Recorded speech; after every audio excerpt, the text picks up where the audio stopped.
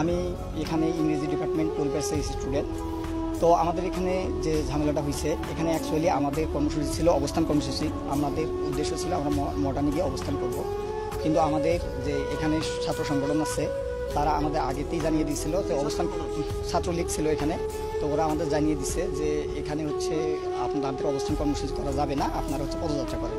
আমরা সেটাতে একমত হয়ে আমরা এখানে পদযাত্রা করার জন্য ইচ্ছুক ছিলাম, কিন্তু তারা পরবর্তীতে আমাদের আরও ফোর্স করে, আমাদের যে সবার সাথে কথা ছিল আমরা হচ্ছে পদযাত্রা করে চলে আসব, কিন্তু আমাদের যখন ক্যাম্পাসের গেটে যখন চলে গেছে তখন ছাত্রলীগ সহ বাকি স্যাররা যারা আছে তারা আমাদের হচ্ছে বাধা প্রদান করছে। স্যাররা অ্যাকচুয়ালি যখন সামনে আছে তখন পিছন থেকে এবং তাদের যারা তৃতীয় পক্ষ ছিল তারা স্যারের উপর আক্রমণ করে সেই দায় আমাদের সাধারণ শিক্ষার্থীদের উপর চাপানোর চেষ্টা করছে।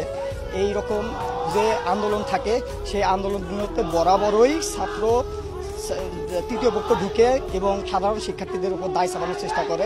তাই আমি আপনাদেরকে নিশ্চিত করতেছি যে এখানে না, এখানে আমাকে ছাত্রলীগের সভাপতি আমাকে চর থাপ্পড় মারছে, এখানে উনি আমাকে নিজে স্টিল আমাকে থাপ্পড় মারছে।